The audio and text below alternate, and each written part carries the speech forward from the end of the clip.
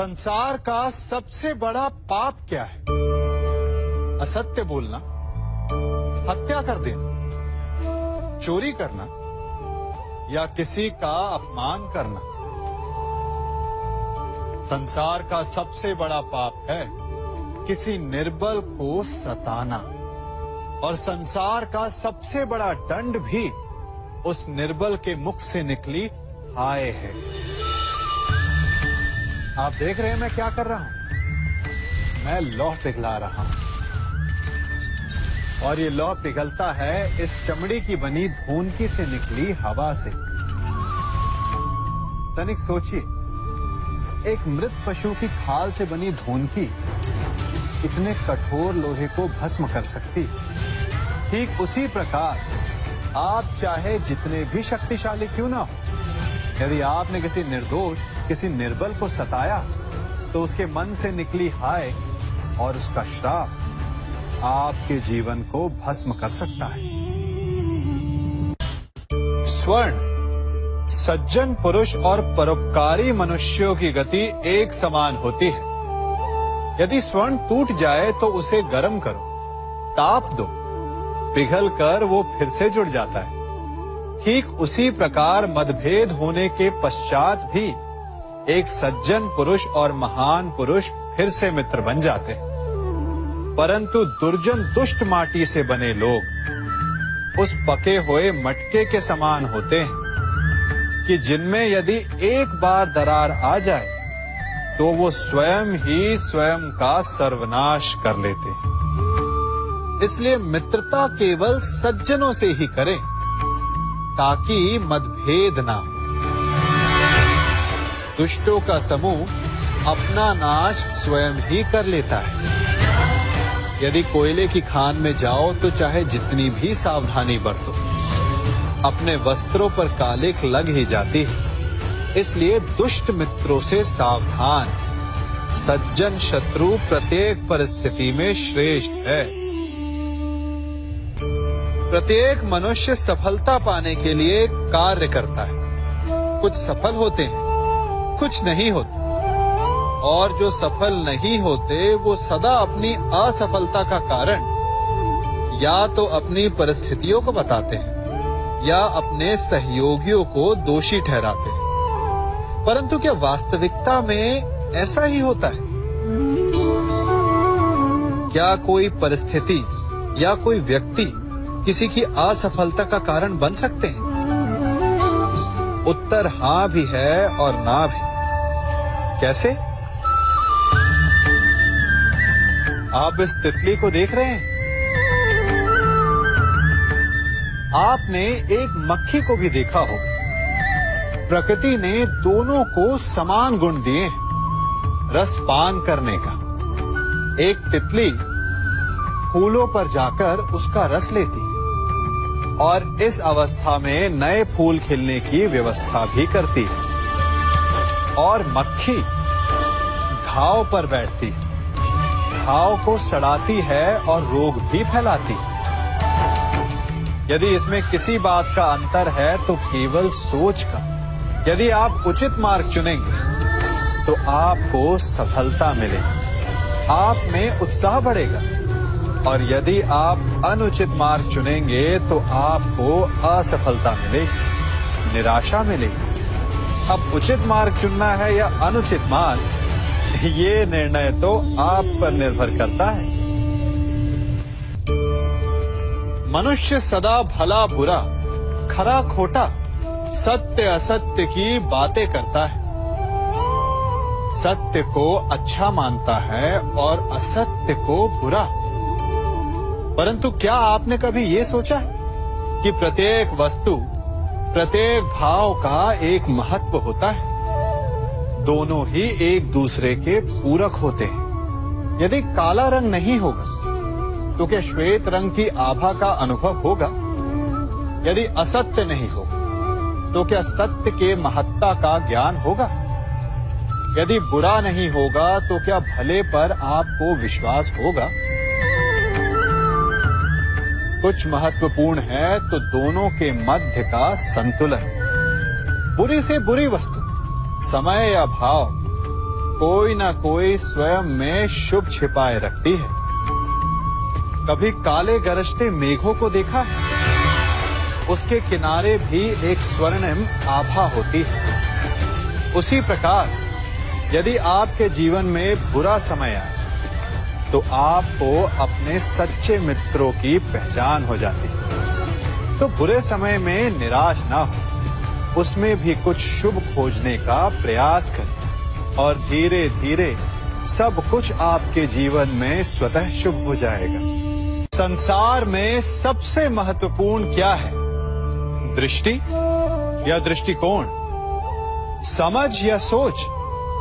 सामान्यतः मनुष्य की दृष्टि और सोच में अधिकतर वो वस्तु, वो घटनाएं, वो भाव श्रेष्ठ हैं जो हमें आनंद दें, और जो हमें आनंद नहीं देते उन्हें हम दुखदाई मान लेते हैं।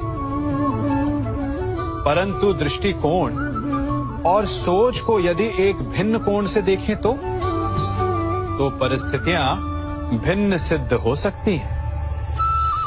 जिस प्रकार भीषण गर्मी हमें सुहाती नहीं, परंतु वही गर्मी सागर और नदियों के जल को वाष्पित करती है और हमें मनोरम वर्षा का आनंद देती है, उसी प्रकार भीषण परिश्रम के पश्चात हमें सफलता मिलती है।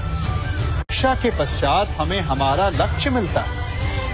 तो सदा स्मरण रखिएगा कि दुख और पीड़ा से भागे नहीं, क्योंकि यही भविष्य में आने वाले सुख का मूल है।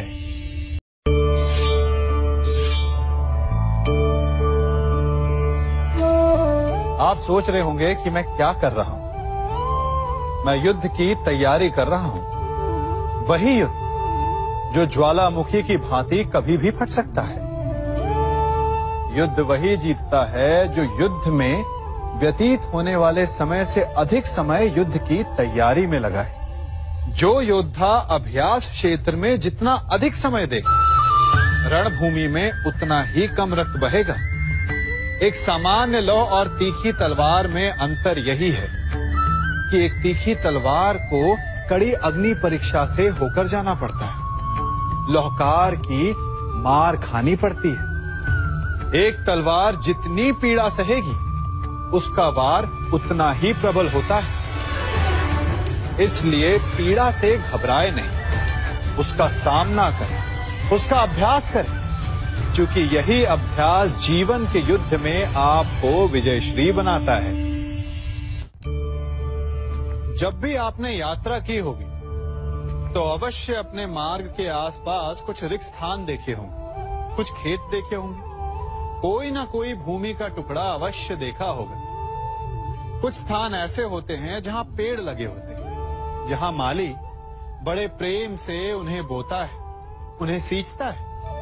और कुछ स्थान ऐसे भी होते हैं जहां बिना माली के खरपतवार उग जाते हैं, कुछ अन्य पौधे उग जाते हैं। माली द्वारा उगाए वृक्ष हमें ठंडी छाया देते हैं, हमें फल देते हैं, ईंधन के लिए लकड़ियां देते हैं। और बिना परिश्रम के उपजित खरपतवार यदि कुछ करते हैं तो ये कि वो भूमि को बंजर बनाते हैं। हमारा मन भी रिक्त भूमि की भांति होता है।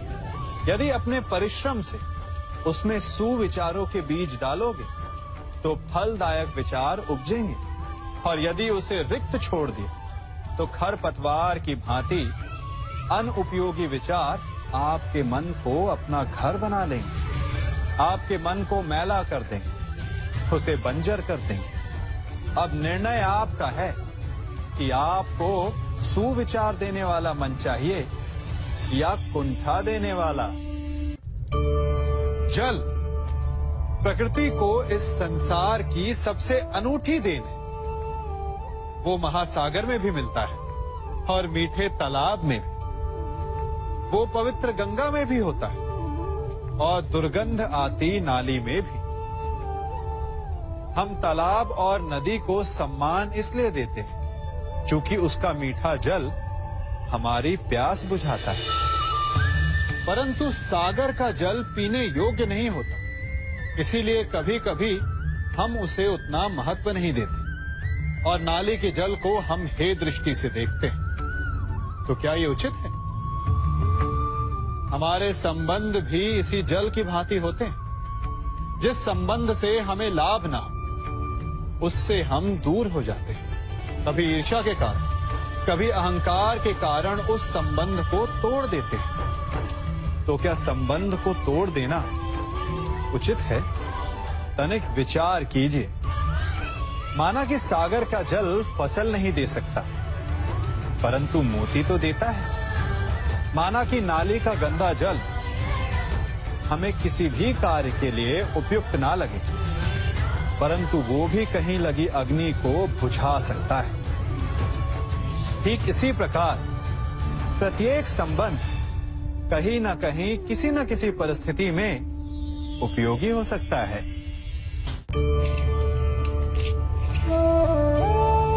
बड़ी विकट समस्या है। मुझे स्मरण ही नहीं हो रहा कि इस गुच्छे की कौन सी चाबी इस ताले को खोलेगी। बड़ी देर से प्रयास कर रहा हूं, परंतु ये ताला खुल ही नहीं रहा।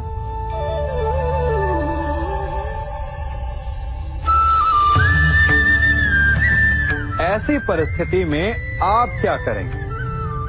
अधिकतर लोग ऐसी परिस्थिति में अपनी आशा खो बैठते हैं। उन्हें लगता है कि चाबी खो गई। वो तिलमिला जाते हैं, क्रोधित हो उठते हैं।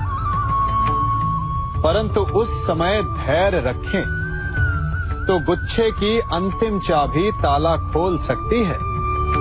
कुल्हाड़ी का अंतिम प्रहार वृक्ष को काट के गिरा देता है, परंतु क्या सत्य में कुल्हाड़ी का अंतिम प्रहार वृक्ष को काट के गिरा देता है?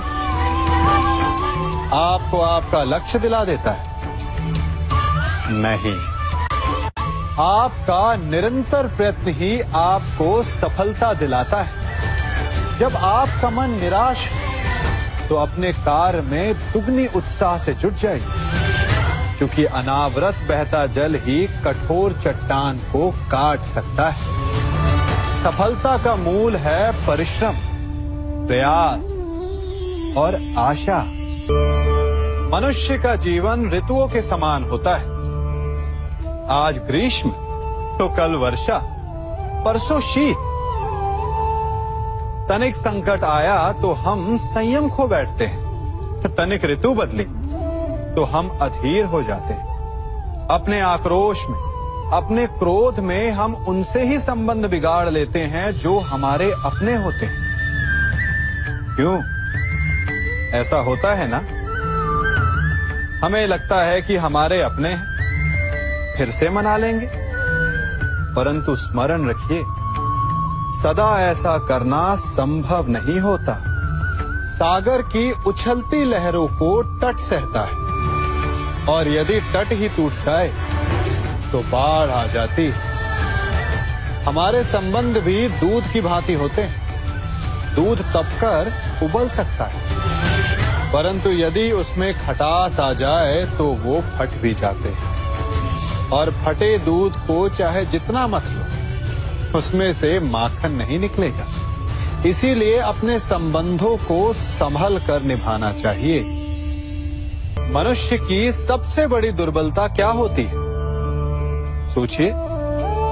धन, प्रेम, अहंकार। मनुष्य की सबसे बड़ी दुर्बलता होती है उसके रहस्य। चाहे आप कितने भी शक्तिशाली क्यों ना हो, कितने भी प्रबल क्यों ना हो, परंतु उसके रहस्य उसके नाश की चाबी होती है। इसलिए यदि प्रबल रहना है, शक्तिशाली रहना है, समर्थ रहना है, तो अपने रहस्य को किसी को भी ना बताएं, ना मित्र को और ना ही शत्रु को, क्योंकि समय पड़ने पर कब कौन शत्रु हो जाए ऐसा कहना संभव नहीं। विभीषण को रावण के अमृत कुंड का ज्ञात था, इसीलिए प्रभु श्री राम रावण का वध करने में सफल हो सके। इसलिए उचित यही है कि आप अपने रहस्य को स्वयं तक ही सीमित रखें।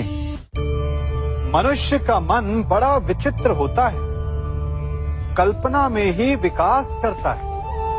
संपन्न भविष्य का स्वप्न देखता है और कल्पना में ही जो नहीं हुआ उससे भय खाता है। और यही भय मनुष्य का सबसे बड़ा शत्रु है। हमारे भविष्य के मार्ग में, हमारे आनंद के मार्ग में सबसे बड़ी बाधा है।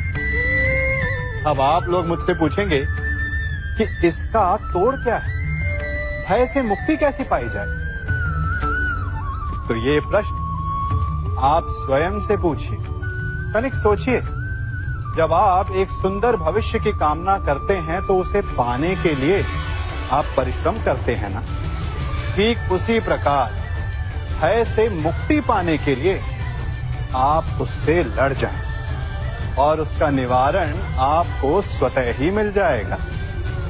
इसलिए जब भी भय आपको सताए तो उससे भागे नहीं, उससे घबराए नहीं, क्योंकि भय का काम ही होता है आपको भयभीत करना। इसलिए जब भी भय आप पर आक्रमण करे तो आप भी उस पर पहले ही आक्रमण कर दें। हम सब मित्रों के साथ रहना चाहते हैं, शत्रुओं से दूर रहना चाहते हैं। क्यों?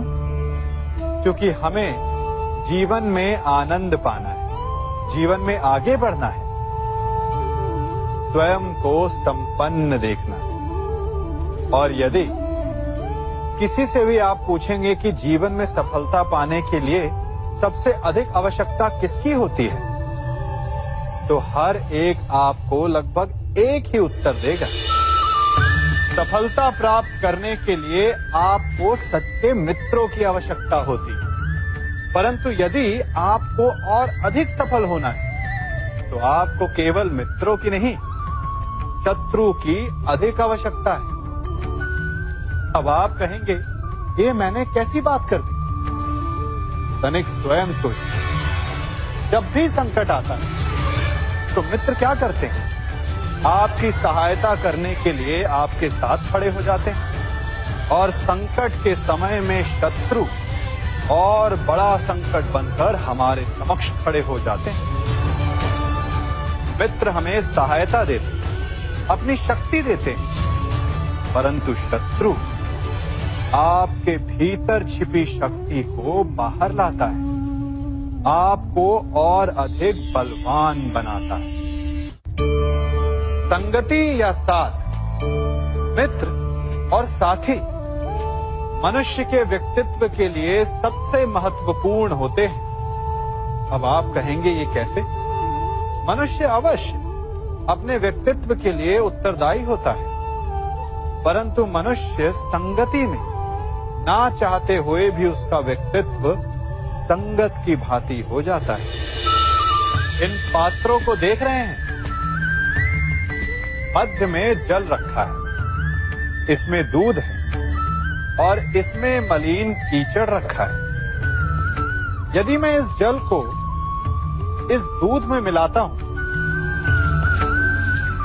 तो ये जल दूध बन जाता है, और यदि इसी जल को इस मलिन कीचड़ में मिलाता हूं तो क्या हुआ? ये जल कीचड़ बन गया। ऐसी कोई युक्ति नहीं कि जल बिना घुले मिले दूध या कीचड़ में अपना अस्तित्व बनाए रखे या उनसे अलग रहे। और ठीक ऐसा ही मनुष्य के जीवन में भी होता है। यदि एक गुणहीन व्यक्ति गुणवानों की संगत में बैठे तो उसे भी गुणवान समझा जाता है, सम्मान का पात्र समझा जाता है। और यदि एक गुणवान व्यक्ति गुणहीनों की संगत में बैठे तो उसे भी तिरस्कार मिलता है। इसलिए अपने जीवन में सदैव संगति सोच समझकर सावधानी से चुनिएगा।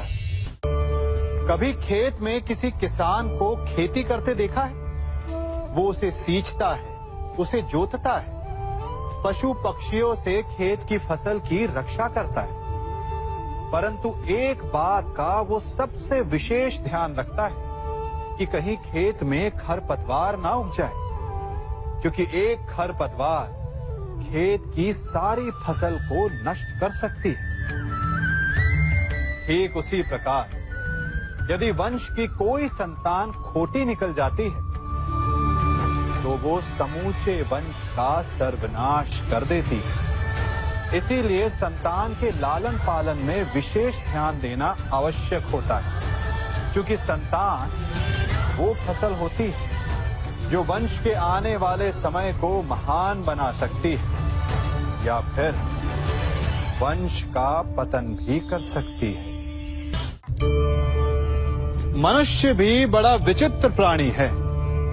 अपनों से नीचे के स्तर के लोगों को वो हे दृष्टि से देखता है, उनका उपहास उड़ाता है, उनसे बार बार कहता है कि तुम्हारा कुछ नहीं हो सकता, तुम भविष्य में कुछ नहीं कर पाओगे।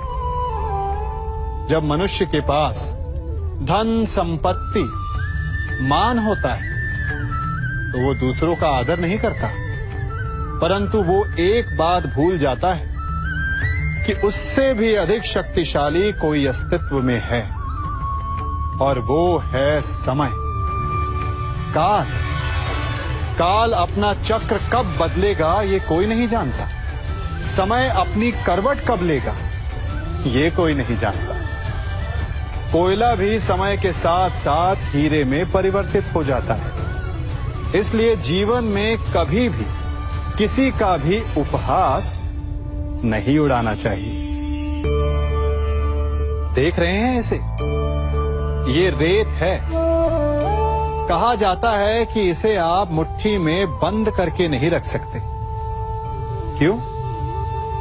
क्या इसका स्वभाव ही ऐसा है, या हमारे हाथों में इतनी सक्षम शक्ति नहीं कि इसे मुट्ठी में बंद करके रख सके, या फिर इसका स्वरूप ही ऐसा है कि ये फिसल ही जाएगी।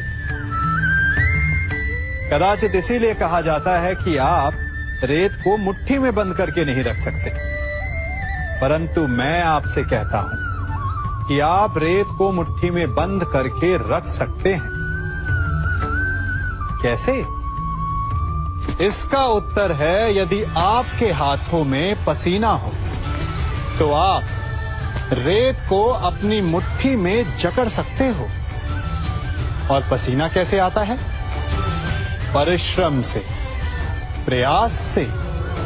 तो यदि आप परिश्रम से निकले पसीने से आप रेत को मुट्ठी में बंद कर सकते हो, तो ऐसा क्या है जो आप जीवन में परिश्रम से पा नहीं सकते? मान, सम्मान, धन, संपत्ति, बल, ये सब परिश्रम की उत्पाद है। हम कौन हैं? हमारा अस्तित्व क्या है? हम क्या हैं और क्या बन सकते हैं? ये बड़ा विचित्र प्रश्न है, परंतु उतना ही महत्वपूर्ण भी। मनुष्य सदा अपने वर्तमान प्रारब्ध के लिए अपने अतीत को उत्तरदायी ठहराता है, अपने जन्म को, अपने परिवार को उत्तरदायी ठहराता है। परंतु तनिक सोचिए, एक कमल जो कीचड़ में खिलता है, वही कमल भगवान की मूरत पर शोभित होता है। एक कोयला जिसे कोई भी शीघ्र नहीं छूना चाहता, परंतु वही कोयला धरा का ताप और दबाव सहकर हीरे में परिवर्तित हो जाता है, और वही हीरा मस्तक पर सुशोभित होता है। तो इन उदाहरणों का निष्कर्ष क्या है? इन उदाहरणों का ये निष्कर्ष है कि उससे कोई अंतर नहीं पड़ता कि आपने जन्म कहां लिया। आपके कर्म आपका स्तर निर्धारित करते हैं। हमने कहां जन्म लिया ये हमारे नियंत्रण में नहीं था, परंतु हम कब और कहां अपने जीवन की अंतिम श्वास लेंगे ये अवश्य हमारे नियंत्रण में होता है। तो कर्म कीजिए, अपने जन्म की उलाहना मत दीजिए। एक मनुष्य सदैव शांति और अपनी स्वतंत्रता चाहता है, परंतु जैसे उसे ये अधिकार मिलता है, वो दूसरों का प्रभुत्व छीन लेना चाहता है। वो उनका अधिकार, उनकी स्वतंत्रता को छीन लेना चाहता है। वो ऐसा अपने आनंद, अपने लाभ के लिए करता है। अपने लाभ के लिए वो दूसरों का शोषण करता है, जो आलोचना नहीं करता उन पर अधर्म करता है, परंतु वही मनुष्य एक बात का स्मरण रखना भूल जाता है कि उसके कर्म ही उसे उसका फल भी देंगे। उसका प्रारब्ध उसे उसके मंतव्य तक अवश्य लेकर जाएगा। वर्षा का जल चाहे सागर में मिले या माटी में, परंतु समय के सूर्य की किरण उसी जल को वष्प में परिवर्तित भी कर देती है। इसीलिए किसी भी मनुष्य की विनम्रता का इतना अधिक लाभ ना उठाएं कि वो उग्र हो उठे। मैं क्या कर रहा हूं? मैं इस पौधे को सींच रहा हूं। आप भी ये कार्य प्रतिदिन करते हो। जब इस पौधे को जल देंगे तभी ये फलवित होगा, इसमें से फूल निकलेंगे, इसकी सुंदरता बढ़ेगी। परंतु प्रतिदिन ये कार्य करने के पश्चात भी हम इससे एक महत्वपूर्ण सीख लेना भूल जाते हैं। हम कभी पौधों के पत्तों पर, उनकी डालियों पर, उनके फूलों और फलों पर जलधारा नहीं डालते, उन्हें धोते नहीं, परंतु फिर भी वो पनपते हैं। यदि जल जड़ में जाए वही सफलता का मूल है। यदि आप एक बार में अनेक कार्य करने जाएंगे तो आपको एक कार्य में भी सफलता नहीं मिलेगी, परंतु यदि आप बुद्धिमता से दृढ़ मन से एक कार्य साधेंगे तो एकाएक स्वतः ही सारे कार्य सध जाएंगे। जो आपका मूल है, जहां से आपको सिंचाई मिल रही है, यदि आपने उसकी जड़ को छोड़ दिया तो एक सूखे पौधे की भांति आप भी सूख कर गिर जाएंगे और अंततः अपना अस्तित्व खो बैठे। हमने एक बात अपने माता पिता, अपने बड़ों से, अपने बुजुर्गों से सुनी ही होगी कि संगति का प्रभाव मनुष्य पर पड़ता ही है। यदि वर्षा की एक बूंद सीप के मुख में जाए तो वो मोती बन जाती है, और यदि वही वर्षा की एक बूंद सर्प के मुख में जाए तो विष। तो क्या यही सत्य है? नहीं। आपने कभी चंदन के वृक्ष को देखा है? उस पर सर्प विचरण करते हैं, विषधर उससे लिपटे रहते हैं, परंतु फिर भी चंदन का वृक्ष विषैला नहीं होता। वो तब भी सुगंध देता है और पवित्र माना जाता है।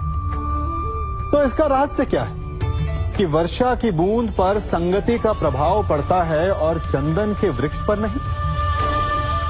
इसका रहस्य है आत्मबल। वर्षा की बूंद वातावरण के अनुसार स्वयं को बदल लेती है, इसीलिए उसकी संगति ही उसका प्रारब्ध बन जाती है। परंतु चंदन का वृक्ष अपना व्यक्तित्व, अपना गुण नहीं खोता।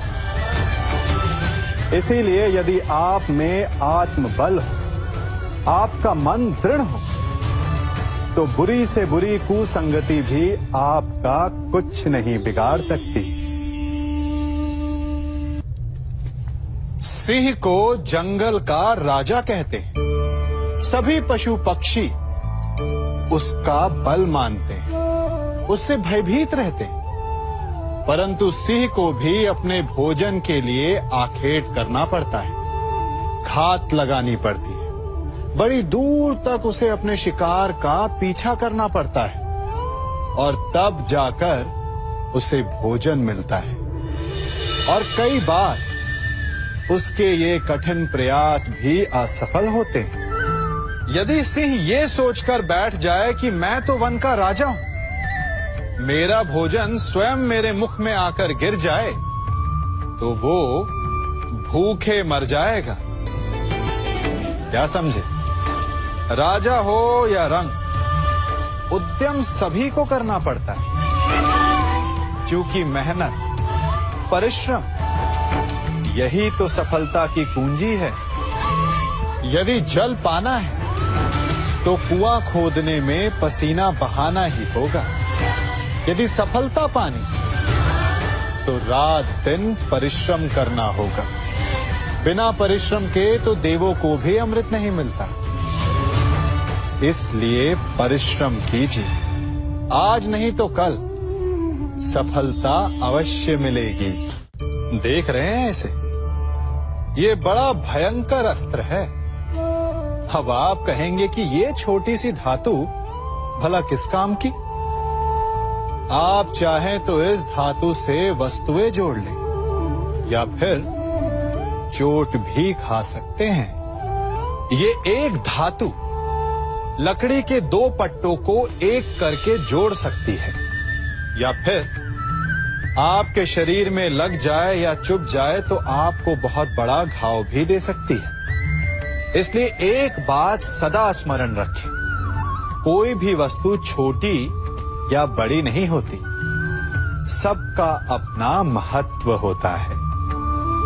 यदि आपको स्वयं बड़ा बनना है तो कभी किसी को छोटा समझने की भूल ना करें। यदि छोटों का साथ लिया तो आप स्वयं बड़े बन जाएंगे, और यदि उनका तिरस्कार किया तो इस धातु की भांति चुभकर वो आपका मार्ग भी रोक सकते हैं।